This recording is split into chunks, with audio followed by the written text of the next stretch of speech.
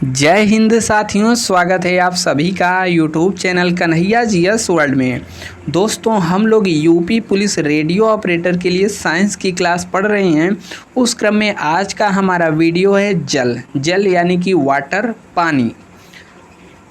इससे पहले हम लोग देखेंगे तो साइंस की 3 क्लासेस यानी कि एक चैप्टर कंप्लीट हो चुका है जिसका नाम है कार्य, ऊर्जा और शक्ति। हमने डिटेल से बताया है और प्रीवियस ईयर क्वेश्चंस भी हमने बहुत इसमें करा दिए हैं। इसके अलावा यदि आप पहली बार आए हैं तो आपको बता दें, मेंटल एप्टीट्यूड में जितने भी टॉपिक दिए हुए हैं, चाहे पुलिस प्रणाली हो, जनहित हो और इसके अलावा कानून शांति व्यवस्था, सभी के सभी चैप्टर्स हमने डिटेल में पढ़ाए हैं, बताए हैं और प्लेलिस्ट बना करके लगा दिया है with MCQ previous year questions. और यहाँ पर बात करें जो भी जीके वाला टॉपिक है, जीके यानी कि जनरल नॉलेज वाला है, उसका भी मैक्सिमम चैप्टर कंप्लीट हो चुका है। जो भी थोड़े बहुत बचे हैं उसको कंप्लीट करने का प्रयास किया जाएगा। देखिए, सभी के सभी आपको जो पीडीएफ मिलते हैं तो इसी टेलीग्राम चैनल पर मिलते हैं। टेलीग्राम पर आपको यही लिख करके सर्च करना है या फिर नीचे हमने डिस्क्रिप्शन में लिंक भी दिया हुआ है, कोई भी सर्च करके यहाँ पर आप जुड़ सकते हैं। जब हम लोग यहाँ पर सिलेबस दिखेंगे तो विशेषकर हेड ऑपरेटर के लिए यहाँ पर जल वाला टॉपिक दिया हुआ है। इसके अलावा यहाँ पर कार्य, ऊर्जा और शक्ति कंप्लीट हो चुका है। ठीक है, और देखिए एक बार एक नज़र देख लीजिए किस प्रकार से इसमें बात किया जाएगा। हम पूरा डिटेल से हैंड रिटेन नोट से यहाँ पर तैयार किए हुए हैं और यहाँ पर जितने भी इससे क्वेश्चंस बन सकते हैं प्रीवियस ईयर्स में पूछे गए हैं, सभी के सभी यहाँ पर क्वेश्चंस भी हमने कवर किया है। अब चलिए डिटेल से शुरू करते हैं आज का वीडियो। देखिए, वीडियो शुरू करने से पहले बता दें, यदि वीडियो आपको अच्छा लगे तो लाइक ज़रूर करना है, बाकी एक कमेंट भी नीचे कर देना है। कमेंट आप लोग करते नहीं हैं और हो सके तो दोस्तों तक अपने ग्रुप टेलीग्राम व्हाट्सएप पर शेयर भी एक बार कर दीजिएगा। देखिए, जल क्या है? जल ही जीवन है। लेकिन जल क्या है? जल एक यौगिक है। क्या है? यौगिक है। जब 2 या 2 से अधिक तत्व मिलते हैं यहाँ पर, जैसे हाइड्रोजन, इसका अणुसूत्र देखेंगे तो अणुसूत्र इसका होता है H2O। H यानी कि 2 हाइड्रोजन मिला है, 1 ऑक्सीजन मिला है, तो मिल करके एक अणु का निर्माण किए हैं जिसको H2O कहा जाता है। ठीक है, तो जल का अणुसूत्र क्या होता है? H2O। Colour change. और यदि इसका IUPAC नाम पूछ दे तो इसका IUPAC नाम क्या होता है? ऑक्सीडेन। इसको याद करके रखना है। बाकी इसको जो केमिकल नाम है इसका कहा जाता है हाइड्रोजन मोनोऑक्साइड। हाइड्रोजन नहीं, डाई यहाँ पर होगा। ठीक है, डाई, क्योंकि यहाँ पर डबल हाइड्रोजन है तो डाई हाइड्रोजन मोनोऑक्साइड।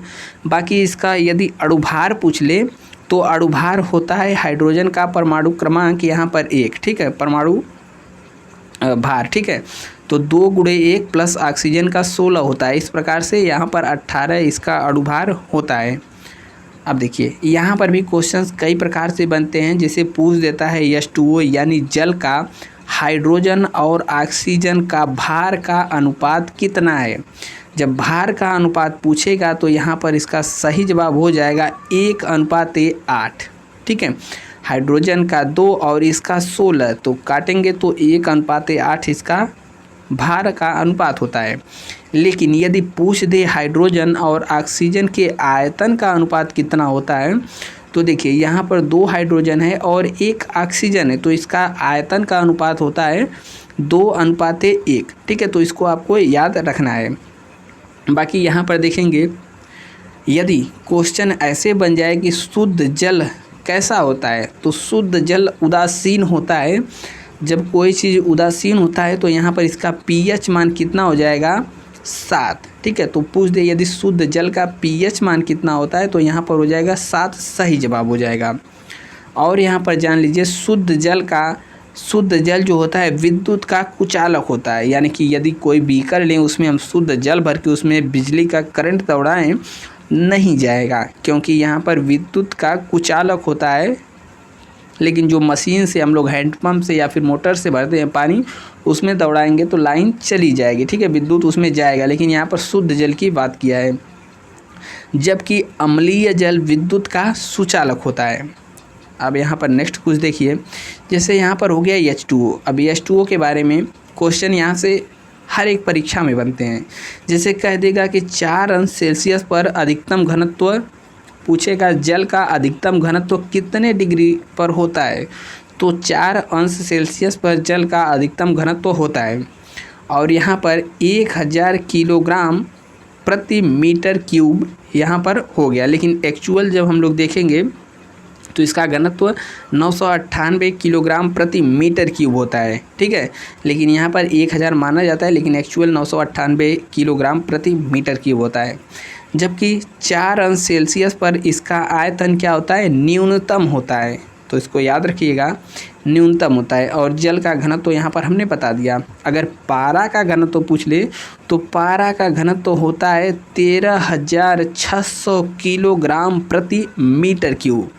H2O का गलनांक कितना होता है, यदि अंश सेल्सियस में देखेंगे तो 0 डिग्री सेल्सियस, केल्विन में 273 केल्विन और फ़ारेनहाइट में 32 अंश फ़ारेनहाइट होता है। ठीक है, क्वथनांक की बात करें तो 100 अंश सेल्सियस पर यह क्वथन यानी कि उबलने लगता है, और लेकिन इसका जो एक्चुअल डाटा है कितना होता है 99.974 अंश सेल्सियस। ठीक है, तो आप 100 को याद रखिएगा, बाकी यहाँ पर भी यदि पूछे तो जवाब यही होगा। और यहाँ देखेंगे जैसे कह दे संपूर्ण जल, ठीक है, आप यह जान लीजिए संपूर्ण जल का 97% भाग समुद्री वातावरण में है, जबकि 3% स्वच्छ जल ही है। पृथ्वी की बात करें तो पूरे पृथ्वी पर पानी का परसेंटेज कितना है, 97% है।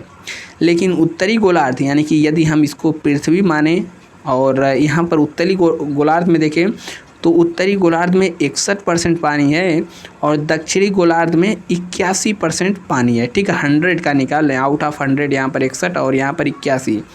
दक्षिणी में ज़्यादा क्यों है, क्योंकि यहाँ पर जो स्थलीय क्षेत्र आपको देखने के मिलेंगे काफ़ी कम है। ऊपर देखेंगे तो एशिया हो गया, ठीक है, एशिया तो काफ़ी लंबा चौड़ा फैला हुआ है, और यूरोप हो गया, उत्तरी अमेरिका हो गया, इसीलिए यहाँ पर जो जलीय क्षेत्र है कम है। बाकी दक्षिणी गोलार्ध में 81% तक यहाँ पर जल है। ठीक है, यहाँ पर नेक्स्ट देखेंगे, देखिए कह रहा है जल का बर्फ में परिणित यानी कि परिवर्तन होना या फिर बदलना तथा वाष्प में परिवर्तन होना क्या है, भौतिक परिवर्तन है। भौतिक परिवर्तन किसे कहते हैं, जैसे एक रूप से दूसरे रूप में ले गए और फिर दूसरे से फिर वापस अपने स्थिति में आ जाएगा। जैसे जल है, बर्फ़ से पानी बनाएंगे तो पानी से फिर बर्फ़ बन जाएगा। ठीक है, तो क्या हुआ, यह भौतिक परिवर्तन है। बाकी रासायनिक परिवर्तन क्या होता है, अगर एक रूप से दूसरे रूप में परिवर्तित हो गया तो पुनः अपने वापस अवस्था में नहीं आएगा। जैसे लकड़ी का जलना, एक बार लकड़ी जला दिए तो वापस लकड़ी थोड़ी बनेगा। ठीक है, रोटी बनाना, एक बार रोटी बन गया तो उसको पीस उसका आटा थोड़ी बनेगा।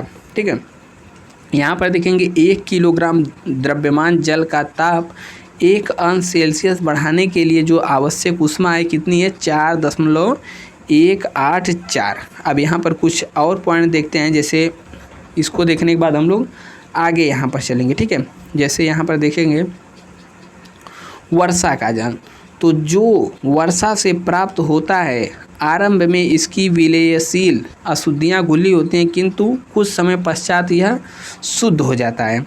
समुद्री जल यह अशुद्ध जल है, और सबसे शुद्ध की बात करें तो वर्षा का जल ही होता है। यह अशुद्ध जल होता है जिसमें विभिन्न प्रकार के लवण घुले रहते हैं। और सतही जल किसे कहते हैं, तो यह झीलों, नदियों, तालाबों आदि का जल क्या होता है, सतही जल होता है। यहाँ पर भूगर्भ जल की बात करें, जो पृथ्वी के गर्भ में है यानी कि पृथ्वी के अंदर है, यानी कि भू स्तर के नीचे परतों में संग्रहित जल है, उसको भू संग्रहित जल कहते हैं। यहाँ पर देखें पृथ्वी पर उपलब्ध कुल जल का केवल 2.7% ही भाग प्रयोग करने योग्य है, जिसको मोटा मोटी 3% तक कह देते हैं। और 97.3% जल खारा होने के कारण प्रयोग के योग्य नहीं है। यहाँ पर जल का कुछ विवरण देखते हैं। जैसे समुद्र का जल की देखेंगे तो 97.3% है। खारी झीलें जो हैं 0.008 है यहाँ पर जल का परसेंटेज है। बाकी जो भी ध्रुवीय बर्फ तथा ग्लेशियर हैं 2.04%, भूगर्भ जल 0.61 और साफ पानी की झीलें 0.009। और यहाँ पर यह सब देखेंगे नदियों का जल मात्र 0.0001 है। ठीक है, जल की अणु संरचना यानी जल की संरचना कैसी होती है, तो यहाँ पर हो गया O और यहाँ पर H। इन दोनों के बीच में मतलब इसका संरचना तो कुछ इस प्रकार से होता है और इन दोनों के बीच में कोण कितने डिग्री का होता है 104.5 डिग्री। ठीक है, इसको याद रखना है 104.5 डिग्री का कोण बनता है। बाकी इसका जो संकरण पाया जाता है sp3 संकरण यहाँ पर, और यह सब देख सकते हैं, तो ये इतना नहीं पूछेगा। वापस आते हैं जल का प्रकार। तो देखिए जल कितने प्रकार का होता है, तो यहाँ पर देखेंगे तो जल को दो भागों में बांटा जाता है। एक होता है मृदु जल और एक होता है कठोर जल। कठोर जल को हम लोग कहते हैं हार्ड वाटर और मृदु जल को कहा जाता है सॉफ्ट वाटर। ठीक है, अब कठोर जल के बारे में यहाँ पर देखेंगे। कठोर जल यानी कि हार्ड वाटर, यह किसे कहते हैं, तो जो साबुन के साथ झाग यानी कि जो जल में साबुन या फिर सर्फ मिला करके हिलाते हैं तो झाग उत्पन्न होता है, तो यहाँ पर उत्पन्न नहीं होता है। ठीक है, साबुन के साथ झाग नहीं बनाता है। इसमें क्या पाया जाता है, तो इसमें कैल्शियम और मैग्नीशियम के क्लोराइड, सल्फेट व बाइकार्बोनेट घुले होते हैं। तो इस वाले पॉइंट को याद रखना है, इसमें क्या घुले होते हैं, कैल्शियम मैग्नीशियम के क्लोराइड, सल्फेट व बाइकार्बोनेट घुले होते हैं। स्वास्थ्य के लिए क्या है, हानिकारक है। आता है दूसरा मृदु जल। मृदु जल बोले तो सॉफ्ट वाटर, यह साबुन के साथ आसानी से झाग उत्पन्न करता है और पीने की दृष्टि से काफ़ी उपयुक्त होता है। नेक्स्ट यहाँ पर हम लोग चलते हैं जल की कठोरता। तो देखिए यानी कि हार्डनेस ऑफ वाटर। तो जल में दो प्रकार की कठोरता होती है, एक होता है अस्थाई कठोरता और दूसरा होता है अस्थाई कठोरता। यहाँ से प्रश्न बनते हैं। देखिए जैसे हो गया अस्थाई कठोरता, इसमें क्या होता है, कैल्शियम मैग्नीशियम के क्लोराइड व सल्फेट लवण घुले होने के कारण अस्थाई कठोरता इसमें रहती है। ठीक है, और इसको उबाल करके दूर नहीं कर सकते, लेकिन यदि इसमें सोडियम कार्बोनेट मिला करके गर्म करें तो इसकी कठोरता को दूर किया जा सकता है। अब देखिए अस्थाई कठोरता को दूर करने की कुछ विधियां हैं, जो कि क्वेश्चन यहाँ से पूछता रहता है कि कौन सी विधि के द्वारा इसकी अस्थाई कठोरता को हम लोग दूर कर सकते हैं। ठीक है, पेनिया चल भाई। देखिए तो देखिए यहाँ पर कुछ विधि है, जैसे धामन सोडा विधि। इस विधि द्वारा जल की अस्थाई कठोरता को दूर किया जा सकता है। बाकी यहाँ पर पूछता है परम्यूटेट या फिर जियोलाइट विधि। इस विधि के द्वारा भी जल की अस्थाई कठोरता को दूर किया जा सकता है। नेक्स्ट नंबर का यहाँ पर आता है अस्थाई कठोरता। ठीक है, अस्थाई कठोरता, इसमें जल के कैल्शियम मैग्नीशियम के बाइकार्बोनेट्स और लवण घुले होते हैं। यहाँ पर क्या घुले थे, इसमें कैल्शियम मैग्नीशियम के क्लोराइड तथा सल्फेट लवण घुले हुए थे, लेकिन यहाँ पर कैल्शियम और मैग्नीशियम के बाइकार्बोनेट्स लवण घुले होने के कारण अस्थाई कठोरता रहती है। इसको उबाल करके दूर किया जा सकता है। ठीक है, और इसको दूर करने की विधि बात करें तो क्लार्क विधि यदि पूछ दे तो क्लार्क विधि द्वारा भी इस कठोरता को दूर किया जा सकता है। ठीक है, और इसकी दो तीन विधियाँ और, जैसे अस्थाई कठोरता हो गया तो जैसे इसमें धामन सोडा विधि हो गया। ठीक है, परम्यूटेट विधि हो गया और कैलोन विधि भी कहते हैं, और संश्लेषित रेजिन विधि भी के द्वारा भी इसको दूर किया जा सकता है। कुछ और पॉइंट यहाँ पर देखते हैं, जैसे जल की कठोरता को मापने के लिए कुछ इकाइयाँ भी हैं, जैसे ppm यानी कि पार्ट्स पर मिलियन, दूसरी है क्लार्क डिग्री विधि और तीसरी है डिग्री फ्रेंच। यह इसके द्वारा जल की कठोरता को मापा जा सकता है। यदि क्वेश्चन बन जाए कि समुद्र जल में सबसे अधिक मात्रा में कौन सा तत्व पाया जाता है, तो सही जवाब क्या हो जाएगा, क्लोरीन। ठीक है, अब यहाँ पर दो और यहाँ पर हैं, जैसे एक कहा जाता है हाइड्रोफाइल और एक होता है हाइड्रोफोबिक। ठीक है, हाइड्रोफाइल जिसमें जल के प्रति आकर्षण हो। ठीक है, जल के प्रति यदि आकर्षण है तो उसको हाइड्रोफाइल कहा जाएगा, जैसे लवण हो गया, अम्ल हो गया, शर्करा हो गया, क्षार हो गया। ठीक है, और हाइड्रोफोबिक यदि कहीं भी आ जाए तो फोबिक का मतलब एक तरीके से विरोध वाला भाव, नकारात्मक। जो पानी में नहीं घुलेंगे ऐसे को कहा जाता है हाइड्रोफोबिक। जैसे तेल हो गया या फिर वसा हो गया, यह सब जल में नहीं घुलते हैं। तो ऑप्शन देकर के पूछ देगा तेल, वसा, अम्ल, ठीक है, निम्न में से कौन सा हाइड्रोफोबिक है या हाइड्रोफाइल है, तो उस प्रकार से क्वेश्चन यहाँ पर बन सकता है। यहाँ पर कुछ और बात करें, जैसे जल के बारे में थोड़ा सा और जानिए। जैसे यदि जल का पूछ दे, जल का त्रिक बिंदु, ठीक है, त्रिक यानी कि त्रिक बिंदु यदि पूछ दे तो जल का त्रिक बिंदु कितना होता है 273.16 केल्विन, ठीक है। तो इसको भी नोट कर लेना है, त्रिक बिंदु है, पानी का त्रिक बिंदु यही है। और यहाँ पर नेक्स्ट देखेंगे, जल आया है तो जल के अलावा यहाँ पर भारी जल के बारे में भी हम लोग जान लेते हैं। और एक हम लोग सुनते हैं आसुत जल, ठीक है, आसुत जल डिस्टिल्ड वाटर किसे कहते हैं, तो आसुत जल यह पीने लायक नहीं होता है, यह जो होता है चिकित्सा वगैरह में इसका इस्तेमाल किया जाता है, चिकित्सा के क्षेत्र में। देखिए यहाँ पर आ गया भारी जल। भारी जल यानी कि हैवी वाटर, नाम से ही पता चल रहा है यह जल से भारी होता है, इसीलिए इसको हैवी वाटर कहते हैं, ठीक है। और इसको प्राप्त कैसे किया जाता है, तो देखिए साधारण जल के 5000 भाग में से 1 भाग भारी जल होता है, ठीक है। तो साधारण जल के यदि 5000 भाग है तो उसमें से कोई 1 भाग यहाँ पर भारी जल निकलने वाला है। इसका जो फार्मूला होता है उसे कहते हैं D2O, ठीक है, D2O का अणुभार हो जाएगा 20 और इसका खोज यूरे तथा वासवर ने 1932 ईस्वी में किया था। क्वथनांक की बात करें तो इसका क्वथनांक होता है 101.4 अंश सेल्सियस और गलनांक 3.82 यहाँ पर एक्यूरेट है, इसको याद रखना है। घनत्व की बात करें तो साधारण जल से थोड़ा सा इसका घनत्व अधिक होता है, कितना, उसका 1000, ठीक है, कितना था 998, हम लोग 1000 मान रहे तो 1000 किलोग्राम प्रति मीटर क्यूब था। तो इसका क्या होता है 1107 किलोग्राम प्रति मीटर क्यूब या फिर यहाँ पर 1.107 ग्राम प्रति ml होता है।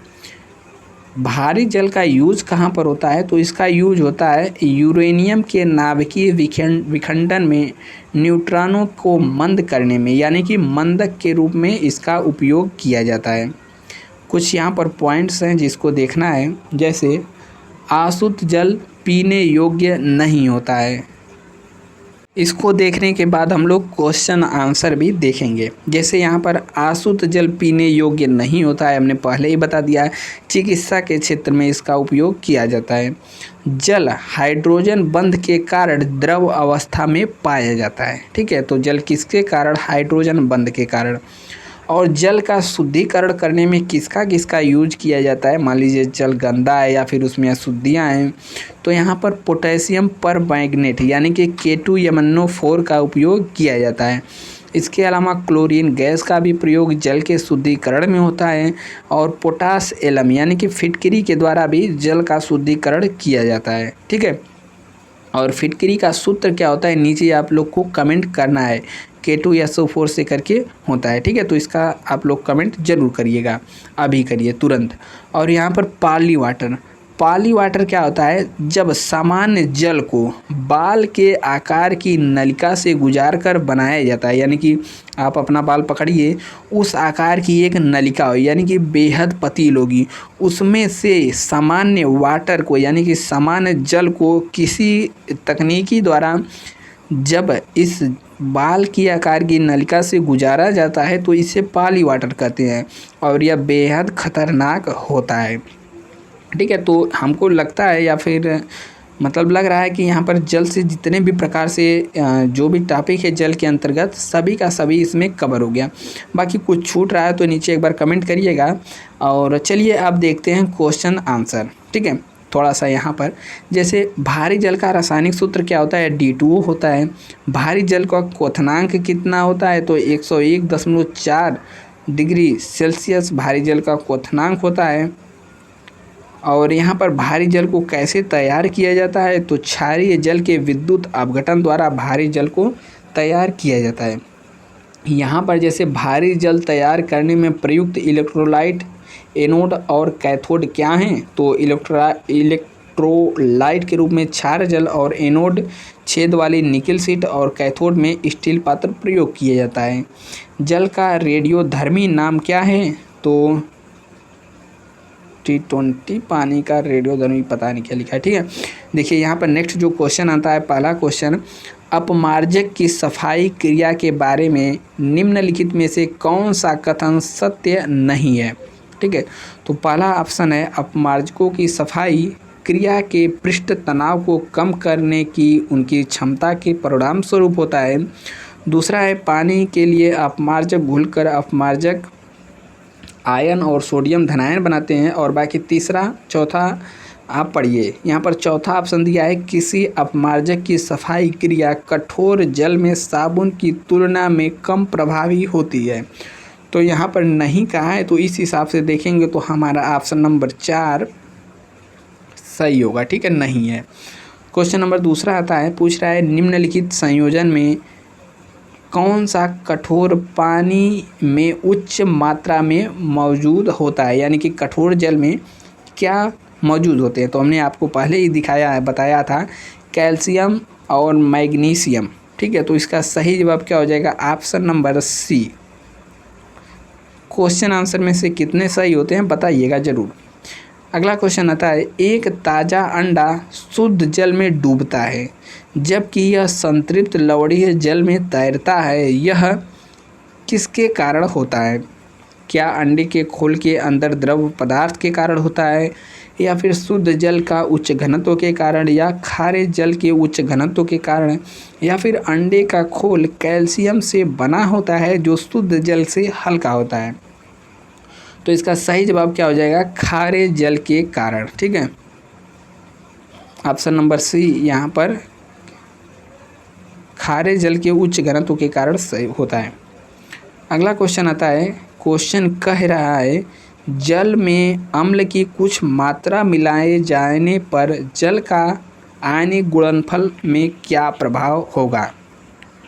ठीक है, तो यहाँ पर यदि जल में अम्ल की कुछ मात्रा मिलाएं तो इसका आयनिक गुणनफल में कोई भी परिवर्तन नहीं होगा। ऑप्शन नंबर 3 सही है।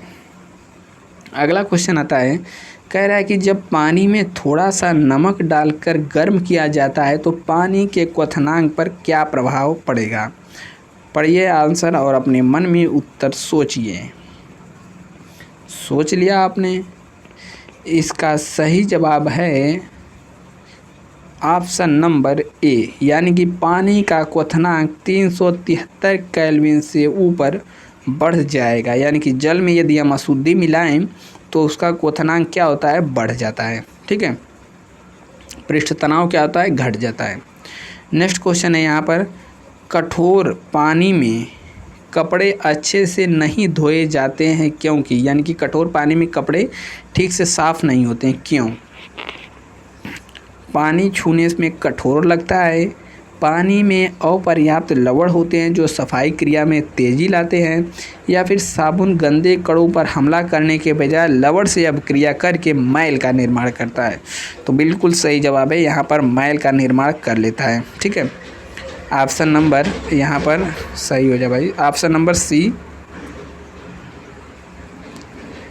ऑप्शन नंबर यहाँ पर सी सही हो जाएगा। ठीक है, अगला क्वेश्चन आता है, समुद्र जल में प्रचुरता में कौन सा पदार्थ उपस्थित होता है? तो अभी हमने जो थ्योरी आगे पीछे पढ़ा था उसमें हमने क्या बताया था कि क्लोरीन जो होता है प्रचुर यानी कि अधिक मात्रा में उपस्थित होता है। तो ऑप्शन नंबर यहाँ पर बी यानी कि दूसरा सही हो जाएगा। नेक्स्ट क्वेश्चन आता है, कह रहा है कि निम्नलिखित में से किसे जल का शुद्ध यानी कि सबसे शुद्ध रूप माना जाता है? जल का, वर्षा का जल या भूमिगत नदी का, कुएं का? तो सही जवाब हो जाएगा वर्षा का जल शुद्ध माना जाता है। ठीक है, आते आते पृथ्वी को वायुमंडल में प्रवेश करता है, जमीन पर गिरते गिरते अशुद्ध हो जाता है, लेकिन वर्षा का जल क्या है? सबसे शुद्ध है।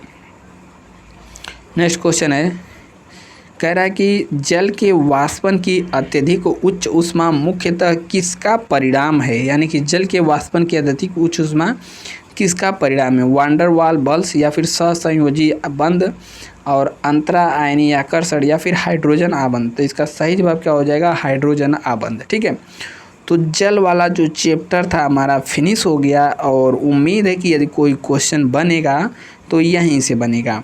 नेक्स्ट हमारा चैप्टर यहाँ पर कुछ भी हो सकता है, जैसे वैद्युत रासायनिक हो सकता है या कार्बनिक यौगिक, बहुलक प्लास्टिक, जो भी होगा आपको पता चल जाएगा। वीडियो अच्छा लगा हो तो इसका पीडीएफ के लिए टेलीग्राम ज्वाइन करिए। बाकी वीडियो ज़्यादा अच्छा लगा हो तो दोस्तों तक यहाँ पर शेयर वाली बटन पर क्लिक करके लिंक को कॉपी करके अपने सभी ग्रुप में शेयर करके वीडियो लाइक कर दें। मिलते हैं नेक्स्ट वीडियो में। जय हिंद।